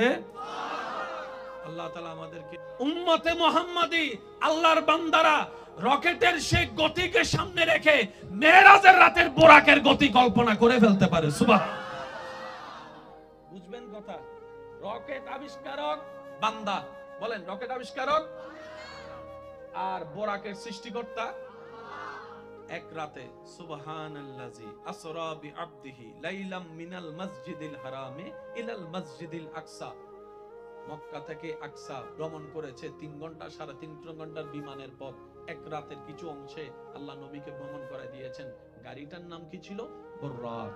বুররাক, বুররাক, সুবহানাল্লাহ। গাড়ির স্পিড কেমন ছিল? এক চোখে যতটুক দেখে কদম তার সেই জায়গায় গিয়ে পৌঁছায়। বলেন না সুবহানাল্লাহ। জগৎ প্রশ্ন করবে এটা কিভাবে সম্ভব, এটা আবার কেমন গাড়ি? রব বলে যে বান্দার তৈরি রকেট দেখ। আর একটু জোরে বলেন না। রব বলে যে আমারটা এখন দেখিস না, আগে বান্দার তৈরি রকেট দেখ, গতি দেখ, স্পিড দেখ। আমার বান্দার জ্ঞানে এই রকেটের গতি তুই কল্পনা করতে পারিস না, আর ওই বান্দার আল্লাহ, আমি আল্লাহ বোরাক সৃষ্টি করে দিয়ে। মনে রাখবেন, সুবহানাল্লাহ, সুবহানাল্লাহ, ইয়া রাসূলুল্লাহ। মুসা নবীর উম্মত চুপ করে থাকবেন, ঈসা নবীর উম্মত চুপ করে থাকবেন। নবী রাহমাতুল লিল আলামিনের উম্মত যারা আছেন ডান হাত তুলে একবার বলেন মারহাবা, আর একটু জোরে বলেন মারহাবা। এবার হাতটা একটু নামান। কষ্ট নিচ্ছেন না তো আমার কথায়? স্পিডওয়ালা বাহন বানালেন কে? জোরে বলেন। কেমন স্পিড? আসল স্পিড কেমন? আপনার আমার কল্পনা, জ্ঞান, ধারণার বাইরে। মানে ওই স্পিডের ধারে কাছেও আপনার আমার কল্পনা যাওয়া সম্ভব। হাজার হাজার বছরের রাস্তা পুলসিরাত, চুলের চেয়ে চিকন, খুরের চেয়ে, বলেন না খুরের চেয়ে। কিন্তু সৃষ্টি জগতে আল্লাহর এমন কিছু প্রেমিক বান্দা সেই দিন দেখা যাবে যারা চোখের পলকেই পুলসিরাত পার হয়ে রবের রহমত নিয়ে জান্নাতে চলে যাবে। কেউ ঘোড়ার গতিতে যাবে, কেউ রকেটের গতিতে যাবে। রব যাকে যখন যেইভাবে দয়া করেন, ওই চুলের চাইতে চিকন রাস্তাটা রবের রহমতের দয়ায় পার হয়ে যাবে, পার হয়ে যাবে। পুলসিরাতটা পার হয়ে আল্লাহ পাকের রহমতে তার জন্য জান্নাতের দরজা খুলে যাবে, সে জান্নাতে প্রবেশ করবে রবের রহমত নিয়ে। চিৎকার দিয়ে বলেন না সুবহানাল্লাহ। আমরা সবাই জান্নাতে যেতে চাই, ঠিক না? কিন্তু জান্নাতে যেতে গেলে মৃত্যু বরণ করে কবরের রাস্তা দিয়ে যেতে হয়। কিন্তু আমরা কবরেও যাইতে চাই না, মরতেও চাই না। এই যে কথা বলেন, ঠিক কি না? আমরা জান্নাতে সবাই যেতে চাই, বাট কবরে থাকতে রাজি না, মরতেও রাজি না। আজকে একটা কথা মনে রাখবেন, সাধারণ বান্দাদের জন্য মৃত্যুটা বড় ভয়ানক, কিন্তু প্রেমিক আশিকদের জন্য মৃত্যুটা বড় নিয়ামত। মহব্বতের আওয়াজ দিয়ে বলি সুবহানাল্লাহ। দুনিয়ার কষ্ট থেকে বাঁচার জন্য যারা আত্মহত্যা করেছে, সুইসাইড করেছে, গলায় ফাঁস দিয়েছে কিংবা বিষ খেয়েছে, আমার কেন জানি মনে হয় বিষটা খাওয়ার পরে, ফাঁসিটা খাওয়ার পরে সেই ব্যক্তিটাও বাঁচার চেষ্টা করেছিল, সেই ব্যক্তিটাও বাঁচার চেষ্টা করেছিল, সেই ব্যক্তিটাও বাঁচার চেষ্টা করেছিল। রাগ অভিমান করে যে বিষ খেয়ে ফেলেছে, ডোকটা গিলার পরে যখন জ্বালা শুরু হয়েছে, সে কিন্তু বাঁচার চেষ্টা ঠিকই করেছিল। হয় যে ফাঁসিতে ঝুলে গিয়েছিল, সেও কিন্তু বাঁচার চেষ্টা কোনো না কোনো ভাবে করেছিল। কিন্তু হায় আফসোস, পায়ের তলে সে আর খুঁটিটা ছিল না যেটা ধরে সে আর দাঁড়াতে পারবে, বাঁচার চেষ্টা করতে পারে। মনে রাখবেন ভাই, জীবনের কষ্ট সবারই আছে। আত্মহত্যা করে, মৃত্যুবরণ করে পালিয়ে যাওয়ার নাম সাহসিকতা নয়। যতদিন বেঁচে থাকবেন রবের উপর তাওয়াক্কুল রেখে, ধৈর্য সহ্যকে সাথে রেখে, জীবন যুদ্ধে যে রবের সন্তুষ্টির জন্য লড়ে গিয়ে ঈমানের সাথে কবরে যেতে পারে, রব্বুল আলামিন তার সারা জীবনের গুনাহ মাফ করে জান্নাতের নিয়ামত তাকে দান করবেন। সুবহানাল্লাহ। এবার বান্দা বলে, আল্লাহ আমি তোমাকে রাজি করতে চাই, শয়তান আমাকে দেয় না। আমি তোমাকে রাজি করার জন্য নামাজ পড়তে চাই, সকালে ফজরের নামাজ পড়ার জন্য আমি মোবাইলে অ্যালার্ম দিয়ে রাখি, আর শয়তান এমন ভাবে আমাকে ভুলাই দেয়, ফুটবল খেলার জন্য আমাকে আধা ঘন্টা আগে ঘুম থেকে তুলে দেয়, কিন্তু ফজরের জন্য আমাকে সে উঠতে দেয় না, আমাকে উঠতে দেয় না। কথা বলেন ঠিক কি না? তোমাকে খুশি রাখার জন্য হালাল ইনকাম করতে যাই, কিন্তু সেই শয়তান আমার বউয়ের মাথায় ভর করে বিভিন্ন কথা শোনায়, আমাকে এই জিনিস সেদিক বুঝায় আমাকে সে 2 নম্বরই কাজ করতে দেয়, আমার বন্ধুর কথা শুনে আমাকে সে নেশার মধ্যে ঢুকাই দেয়। আল্লাহ আমি তোমাকে খুশি রাখতে চাই, কিন্তু শয়তান আমাকে দিচ্ছে না। বিভিন্ন বন্ধু বান্ধব এসে আমাকে এমন এমন কান পরা দেয়, অনেকে সুদে লেগে গিয়েছে, অনেকে খারাপ কাজে লেগে গিয়েছে, অনেকে 2 নম্বরের কাজের মধ্যে লেগে গিয়েছে। কথা বলেন ঠিক কি না? অনেকে 1 কেজি চলা দিতে গিয়ে, চিনি দিতে গিয়ে আধা কেজি কমাই দিয়েছে, এমনও আছে। আল্লাহ আমি ভালো করে চলতে চাই, কিন্তু কেমন জানি শয়তান আমার মাথায় রাগ ঢুকাই দিয়েছে, হিংসা ঢুকাই দিয়েছে। আমি ভাই হয়ে নিজের মায়ের পেটের ভাইয়ের কল্যাণ দেখতে পারি না, আমার ভাতিজা ভাইয়ের ছেলের কল্যাণ দেখতে পারি না, আমার ভিতরে কেমন জানি জ্বলে। আমি পরাজিত হতে চাই না, আমি জিততে চাই। সেজন্য নিজের ভাইকে, মার পেটের ভাইকে হারিয়ে আমি বড় হয়ে জিততে চাই। আল্লাহ আমি জানি এগুলো মানুষের কাজ, এগুলো তোমার পছন্দ না, কিন্তু শয়তান আমাকে দিয়ে করাচ্ছে। আল্লাহ আমি করবো তো কি করব, করবো তো কি করব। রব বলে যে আমাকে কি সত্যি তুই খুশি করতে চাস? আমরা বললাম আল্লাহ চেষ্টা তো করি তোমাকে খুশি করার, কারণ জমিনটা তোমার, তুমিই থাকতে দিয়েছো, দেহটা তোমার, তুমি আমাকে দান করেছো, চোখ দুইটা তো তোমার করা দান। সুবহানাল্লাহ।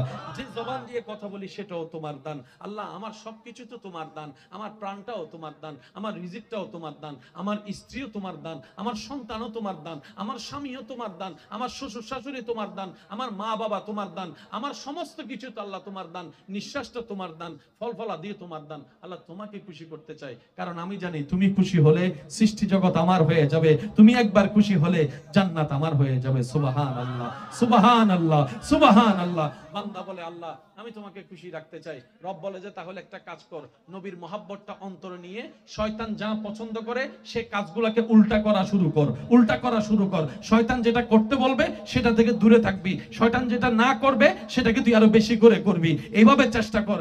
আল্লাহ পাককে বান্দা বলে আল্লাহ আমি চেষ্টা করলেও কেমন জানি অনেক সময় পারি না। রব বলে যে তুই ফেল হলে ফেল হ, সমস্যা নাই, আমাকে খুশি করতে চেষ্টা করেও যদি ফেল হস, এই ফেলটাই 1000 পাশের চাইতে উত্তম হয়ে যাবে, 1000 পাশের চাইতে উত্তম হয়ে। বান্দারে তুই তোর জায়গায় চেষ্টা কর, না পারলে আমাকে একবার ডাক দিবি। একটু সুবহানাল্লাহ জোরে বলি। বান্দা তোর চেষ্টা তুই কর শয়তানকে হারানোর, না পারলে আমাকে একবার ডাক দিবি। আল্লাহ কিভাবে ডাক দিব তোমাকে? রব বলে যে তুই যখন পারবি না তখন বলবি আউযু বিল্লাহি মিনাশ শাইতানির রাজিম, আউযু বিল্লাহি মিনাশ শাইতানির রাজিম, আউযু বিল্লাহি মিনাশ শাইতানির রাজিম। বান্দারে তুই মনে মনে একবার বলবি আউযু বিল্লাহি মিনাশ শাইতানির রাজিম। তুই যখন পারবি না তখন আমাকে ডাক দিবি, আমি দেখি, তারপর আমি সাহায্য করব না। কারণ কি জানিস, আমি প্রেমিক খুঁজতে চাচ্ছি যে 1000 শয়তান বাঁধা দেওয়ার পরও সমস্ত বাঁধা ফেলিয়ে দেওয়াল ডিঙ্গিয়ে কে আমাকে খুশি করতে আসে, আমি সেই বান্দার চেহারা দেখতে চাই, আমি সেই বান্দার চেহারা দেখতে চাই। সুতরাং আমি একটু অপেক্ষা করব তোদের প্রেমটা পরীক্ষা করার জন্য। আমি যখন দেখব কোনো বান্দা 1000 বান্দার পরও আমি আল্লাহকে খুশি করার জন্য এগোতে আছে, চেষ্টা করছে, সে যখন আউযু বিল্লাহি মিনাশ শাইতানির রাজিম বলে আমি রবকে ডাক দিবে, তখন আমি আল্লাহ কুদরতিভাবে ওই বান্দার চতুর্পাশে এমন রহমতের দেওয়াল তুলে দিব শয়তান আর ভিতরে ঢুকতে পারবে না। বলেন সুবহানাল্লাহ। মেজাজ যখন উঠে যাবে, মনে রাখবেন ভাই, আমি সবার উদ্দেশ্য করে বলছি, মাইকের আওয়াজ যদ্দূর যাচ্ছে, আমার মা বোন যদি শুনে থাকেন, আমার ভাইয়েরা শুনে থাকেন, রাগের শুরুটা হয় পাগলামি, রাগের শেষটা হয় লজ্জা। রাগের শুরু হয়, রাগের শেষ হয়। সেজন্য অনেক সময় রাগ করে অনেক কাজ আমরা করে ফেলি, অনেক কথা বলে ফেলি, মাথা ঠান্ডা হওয়ার পরে নিজে নিজে আফসোস করি। এবার বলেন, রাগটা কি ফেরেশতা থেকে আসে না শয়তান থেকে আসে? আমাদের সাথে নাকি শয়তানের কি জানি চলতেছে। এই তো বলেন না, আমাদের শয়তানের সাথে কি জানি চলতেছে। তো যুদ্ধ যখন চলে তখন তার ঘরে কি খাবার খাওয়া যায়?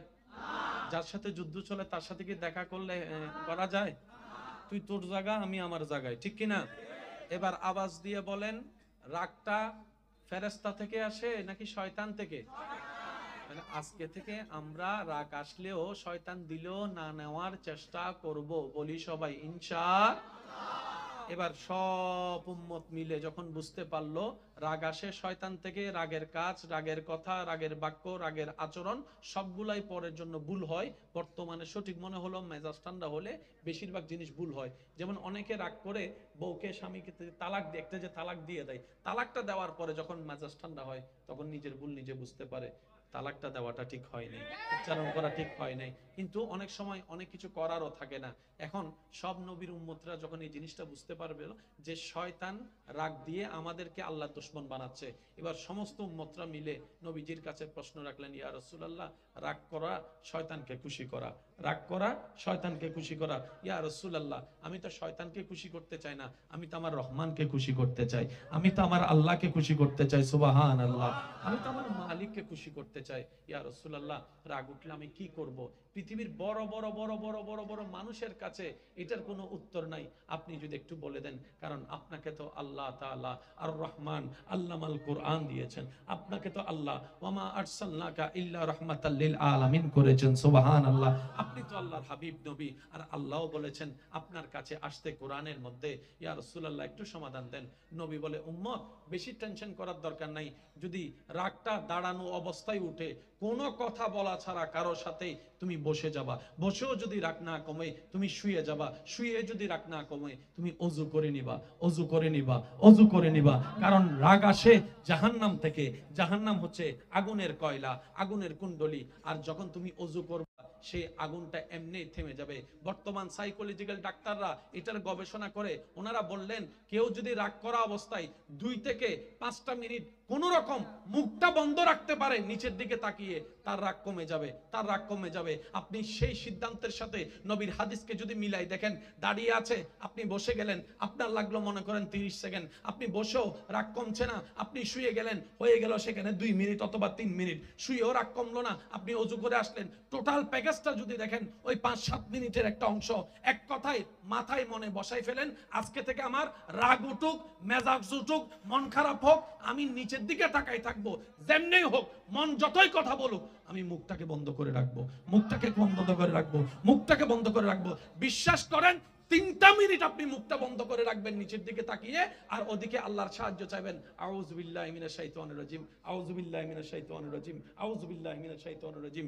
নিচের দিকে যখন তাকাই থাকবেন, আপনি যখন রাগ করবেন না, তখন শয়তান কি করবে জানেন? আপনার সামনের মানুষটাকে আরো বেশি উস্কাই দিবে, সে যেন আরো বেশি করে, আরো বেশি বলে।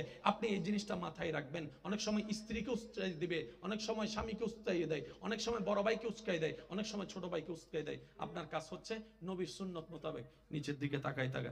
তোর গালি দেওয়ার গালি দে, বকা দেওয়ার বকা দে, বদনাম করার বদনাম কর। আমার বউ কাছে উত্তর দেওয়ার, কিন্তু আমি উত্তর দিব না, কারণ আমার রব গালি দাতাকে পছন্দ করে না, নীরব থাকাকে পছন্দ করে। সুবহানাল্লাহ। মনে রাখবেন ভাইয়েরা, একটা সময় প্রবাসী ভাইদের কি জন্য, কোন প্রবাসী ভাই দেশে আসবে শুনলে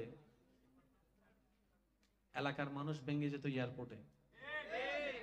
আমার মুরব্বীর একটা আওয়াজ দেন। বিদেশ থেকে অনেক মাস পরে একটা চিঠি আসতো, একটা ওই ক্যাসেট আসতো। ওই ক্যাসেটটা যখন ঘরে প্লে করা হতো, সবাই মিলে মুগ্ধ ভাবে শুনতো কি বলে। আবার সেই ক্যাসেটের উত্তর দেওয়ার জন্য আরেকটা রেকর্ড করে সবাই মিলে এক একজন কথা বলে সে রেকর্ডটা পাঠাতো। একটা চিঠির জন্য, একটা ক্যাসেটের জন্য মানুষ মাসের পর মাস, মাসের পর মাস, মাসের পর মাস অপেক্ষা করত। যেখানে ছিল ভালোবাসা, যেখানে ছিল মায়া, যেখানে ছিল আবেগ, যেখানে ছিল মমতা, নির্ভেজাল ভালোবাসা। কথা বলেন ঠিক কিনা? বিজ্ঞানের কল্যাণে আজকে সেই 1000 মাইল দূরের মানুষকে ভিডিও কলের মাধ্যমে যখন দেখার সুযোগ হয়েছে, এমন অধপতন আমাদের হয়েছে, বিদেশ থেকে কে কখন আসে কারো কোনো খবর থাকে না, কারো কোনো খবর থাকে না। আগে একটা চিঠি পাওয়ার জন্য যে অপেক্ষাটা করত ভালোবাসার মানুষে, স্বামীর চিঠি পাওয়ার পরে স্ত্রী সেই চিঠির মধ্যে ঘ্রাণ শুকে দেখতো স্বামীর হাতের ঘ্রাণ পাওয়া যায় কিনা। ভালোবাসার এমন পর্যায়ে ছিল। আজকে সেই প্রবাসী দেশে আসলে অনেক সময় এলাকার মানুষেরও খবর থাকে না। 3 দিন পর রাস্তায় দেখলে জিজ্ঞেস করে, কিরে কখন আসছস তুই, কয়দিন থাকবি, শেষ। আমি বলতে চাচ্ছি কি, পৃথিবী যত আমাদের জন্য সহজ হয়ে যাচ্ছে, আমরা কেমন জানি তত স্বার্থপর হয়ে যাচ্ছি। পৃথিবী যত যত সহজ হয়ে যাচ্ছে, আমরা কেমন জানি তত অধৈর্য হয়ে যাচ্ছি। আগে একটা চিঠির জন্য 2 মাস অপেক্ষা করত, আর এখন একটা কল দেওয়ার পর রিসিভ না করলে দ্বিতীয় কলের মধ্যে তাকে বকা দেওয়া শুরু করে দেয়। বুঝাতে পারছি কথা? আমরা দিন দিন কি হয়ে যাচ্ছি? অধৈর্য হয়ে যাচ্ছি। বলেন, আমরা দিন দিন কি হয়ে যাচ্ছি? অধৈর্য হয়ে যাচ্ছি। মনে রাখবেন ভাইয়েরা, আল্লাহ তাআলা ইসলামকে এমন ভাবে সাজিয়েছেন যেখানে সর্ব প্রশ্নের উত্তর কল্যাণময় নিয়ামত আল্লাহ দান করে দিয়েছেন। চিৎকার দিয়ে বলেন না সুবহানাল্লাহ। আপনাদের এই এলাকায় ভাই ভাই ভাই বোনের মধ্যে ঝামেলা আছে না? স্বামী স্ত্রীর ভিতর দ্বন্দ্ব আছে না? ভাই মাইকের আওয়াজ ছোট করে দেন, মাইকের আওয়াজ একটু ছোট করে দেন। অত্র এলাকায় যত ঝামেলা আছে, আমি আপনাদের ছোট ভাই হিসেবে আবদার করে একটা কথা বলি। বাহিরের মানুষের সাথে শত্রুতা না হয় মেনেই নিলাম, আপন নয়, রক্ত নয়, শত্রুতা আমি করলেন। নিজের রক্তের সাথে শত্রুতা করা কত বড় বোকামি কাজ। একটু কথা বলেন। রাতের 3টা বাজে যদি আপনি অসুস্থ হয়ে যান, আপনার পাশে কে দাঁড়াবে? একটু চিন্তা করে দেখেন। আমরা তো এখন এমন পর্যায়ে চলে গিয়েছি, ডান বাসার বাড়িতে কি হয়, বাম পাশের বাড়ির কোনো খবর, কে আসলো কে মরলো। সত্যি করে বলি না রে ভাই, আগে ঈদের একটা আমেজ ছিল, এখন ঈদের দিন অনেক ছেলেরা এখানে আছে ঘুমাই যায়। যদি আমি ভুল বলে না থাকি একটু আওয়াজ দিয়ে বলেন ঠিক কিনা? ঈদের নামাজটা পড়ে এসে ওই সাইড 5টা ঘর এক ঘুমে উঠছে সন্ধ্যাবেলায়। ওই আমেজ দিন দিন আমরা হারিয়ে ফেলতেছি। কথা বলেন ঠিক কিনা? পৃথিবীতে আর বাঁচবো কয়দিন? ঝগড়া তো থেকে যাবে, মামলা থেকে যাবে, হিংসা থেকে যাবে, পারিবারিক দূরত্ব থেকে যাবে, আপনাকে আমাকে চলে যেতে হবে, সবকিছু ফেলে কবরে। আর যে সন্তানদের পরিবারের জন্য আপনি সন্তান এই সম্পদ নিয়ে ঝগড়া করছেন, এই সন্তানেরাই তো আপনি মারা যাওয়ার পরে তাড়াতাড়ি বলবে যে রাসের পচা গন্ধ বেরোবে। পৃথিবীর সমস্ত কষ্ট এক জায়গায় করলে মৃত্যু যন্ত্রণার 1 সেকেন্ডের কষ্টের মতো ভয়ানক হবে না। 1 সেকেন্ড অতিবাহিত হওয়া মৃত্যুর সময় যান যখন বের হবে, আপনি দেখবেন আপনার আশেপাশে কিছু মানুষ অসুখে এমন কষ্ট পায়, তারা বাধ্য হয়ে বলে মরে গেলেই ভালো ছিলাম, মরে গেলেই ভালো ছিলাম। কথা বলেন ঠিক কি না? যে কষ্ট পেয়ে উনি মৃত্যু বরণ করতে রাজি হচ্ছে হাসি মুখে, বিশ্বাস করেন ভাই, তার চাই তো 1000 গুণ কঠিন হবে মৃত্যুর সময়ের যন্ত্রণাটা।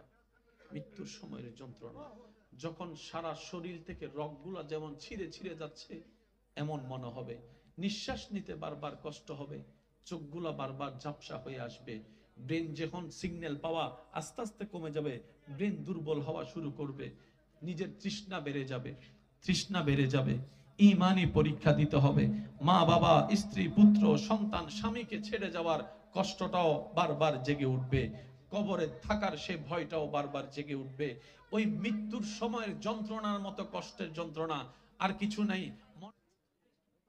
কোনো ভালো মানুষ যখন দুনিয়ার থেকে যাওয়ার সময় হয়,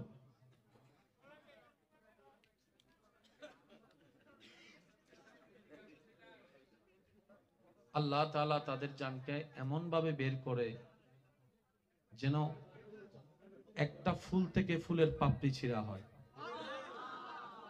মানে এমন ভাবে বের করবে জানটা, ওনার কোনো খবর হবে।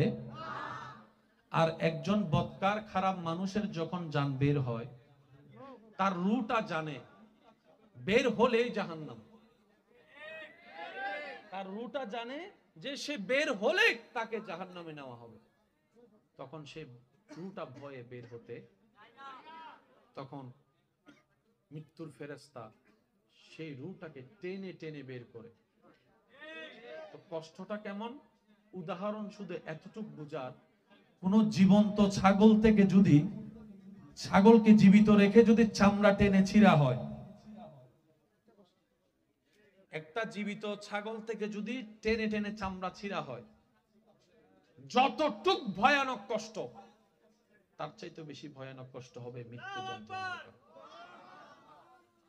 রহম পাবে তারাই যারা জীবনকে সাজিয়েছেন নবীর সুন্নতে, আল্লাহর ভয়ে। সুবহানাল্লাহ। রহম পাবে তারাই যারা নিজের অতীতের গুনাহের কথা স্মরণ করে রবের কাছে শর্মিন্দা হয়ে বারবার তওবা করবে, রবের কাছে ক্ষমা চাইবে, ক্ষমা চাইবে। সুবহানাল্লাহ। ক্ষমা পাবে তারাই, সহজ হবে তাদেরই যাদের এই বুঝ হওয়ার পর থেকে অন্তত খারাপ থেকে বেঁচে ভালো থাকার চেষ্টা যে করে, আল্লাহ তাআলা তার অতীতের গুনাহ পর্যন্ত চাইলে ক্ষমা করে গুনাহকে সওয়াব দ্বারা রূপান্তরিত করে। কুরআন ডাক দিয়ে বলে, ইউবাদদিলুল্লাহ, আমি আল্লাহ তোর অতীতের গুনাহ মাফও করে দিলাম, সেই পরিমাণ গুনাহকে সওয়াব বানাই দিলাম। আমাদের শরীরে লেগে যাবে কালো কালারের কাপড় নাকি সাদা কাপড়? যে কাপড়ে কোনো সেলাই, যে কাপড়টা দেখা যায় এহরাম পরা অবস্থায় মক্কা শরীফ, কাবা শরীফ তাওয়াফ করার সময় হাজীদের গায়ে যে কাপড় দেখা যায়, যে স্টাইলের, সেই কাপড়টাই মৃত্যুর পরে আপনার আমার শরীরে লেগে যাবে।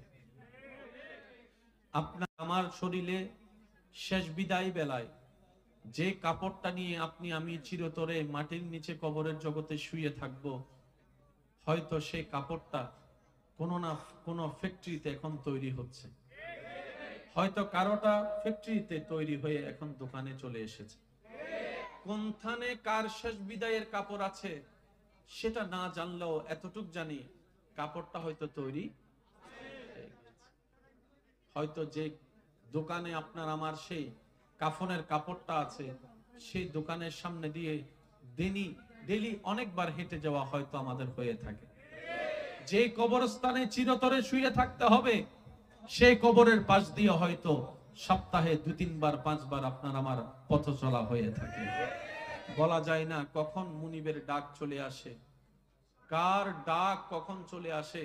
পৃথিবীর মায়া ছেড়ে চিরতরে চোখটা বন্ধ করে অন্ধকার কবরে গিয়ে চোখটা খুলতে হয়। কখনো বলা যায় না কি অবস্থায় কার মৃত্যু হয়। তবে রবের দরবারে ফরিয়াদ, রব যেন আমাদের সবাইকে ঈমানের ইজ্জতের মৃত্যু দান করেন। সবাই বলি আমিন। কেউ গর্তে পড়ে গেলে লাইট দেওয়ার মতো 100 জন মানুষ পাওয়া যায়, ভিডিও করার মতো 200 জন মানুষ পাওয়া যায়, গর্ত থেকে তোলার মতো সহজে মানুষ পাওয়া বর্তমানে যায়। কারণ আমরা দিন দিন মনুষ্যত্ব হারিয়ে অমানুষ হয়ে যাচ্ছি। কথা বলেন ঠিক কিনা? তো আল্লাহ যেন আমাদের এই উপস্থিতিটা কবুল করে আমাদেরকে জান্নাতের রাস্তাটা সহজ করে দেন। আর একটু জোরে বলেন, এবার আওয়াজ দিয়ে বলেন, মৃত্যু একদিন আসবে কি আসবে না? যে 7টা দিন আপনার আমার চেনা জানা মুখস্থ, এই 7টা দিনের কোন একটা দিন আপনার আমার মৃত্যু। 24টা ঘন্টার প্রত্যেকটা ঘন্টা, যে ঘন্টাগুলো আপনার আমার কাটাটা মুখস্থ চেনা, এরকম ঘড়ির কোন একটি কাটায় এসে আপনার আমার নিঃশ্বাস বন্ধ হয়ে যাবে। ওই চলন্ত ঘড়ি চলতে থাকবে। সেই সময় আপনার আমার মৃত্যু অন্য কোন বারে, অন্য কোন সপ্তাহে, সেই তারিখটা সময়টা হয়তো আপনি আমি নিজের সচক্ষে দেখেছি। আজকে যে তারিখে আপনার আমার মৃত্যু হবে, এক একটা সেকেন্ড বড় দামি, এক একটা সেকেন্ড বড় দামি। কেন? যেই সেকেন্ড আল্লাহ আপনার আমার হায়াতে দিয়েছেন, এটা রব সবাইকে দান করে দিয়েছেন, ভিক্ষা দিয়েছেন। সুবহান। আর একটু জোরে বলি, আপনি মন খারাপ করে থাকুন, অভিমান করে থাকুন, রাগ করে থাকুন, সম্পর্ককে দূরত্ব রাখুন, আপনি যাই করেন না কেন, হায়াতের বরাদ্দ সময় সেকেন্ড থেমে থাকবে না, এটা চলতেই থাকবে, চলতেই থাকবে, চলতেই থাকবে। আপনার আমার হিসাবের খাতা থেকে মাইনাস হতেই থাকবে। তাই বুদ্ধিমানরা কি করে? রাগ করে সময় নষ্ট করে না, অভিমান করে সময় নষ্ট করে না। তারা এই প্রত্যেকটা সেকেন্ডকে দুনিয়াবি ভাবেও আখিরাতের জন্য দুনোভাবে কাজে লাগিয়ে ফিদ দুনিয়া হাসনাতাও ওয়া ফিল আখিরাতি হাসনাতাও নিয়ামত নেওয়ার চেষ্টা করে। বলেন সুবহান। রব বলে তোমার বান্দা 24টা ঘন্টা আমি রব যে নিয়ামত সময় দান করেছি, সেই সময়টা আমার এবং আমার রাসূল রাহমাতুল লিল আলামিনের আদেশ নিষেধ মেনে তুমি চলতে থাকো, 24 ঘন্টা সার্থক হয়ে যাবে। বলেন সুবহান। আওয়াজ দিয়ে বলেন, আমাদের আল্লাহ চাইলে পারে কি পারে না? আর একটু জোরে বলেন, পারে কি পারে না? ওই আল্লাহকে খুশি রাখার দরকার আছে না নাই? খুশি রাখার দায়িত্ব কাদের? জোরে বলেন, কাদের? বেজাল লাগাচ্ছে কে? থাকতে খুশি রাখতে দিচ্ছে না কে? জোরে বলেন, কে? আমাদের দায়িত্ব আল্লাহকে খুশি রাখা। যিনি আমাদেরকে বানিয়েছেন, যিনি আমাদেরকে খাওয়াচ্ছেন, যিনি রহম করেন, যিনি রিজিক দেন, ওই আল্লাহকে খুশি রাখা ছাড়া আমাদের আর কোনো কাজ রাখতে দিচ্ছে না কে? তাড়াতাড়ি খবর দিয়ে দাও। আমি অনুরোধ করে বলছি, ভুল বুঝাবুঝি সব জায়গায় হয়েছে, হচ্ছে, হবে। শয়তান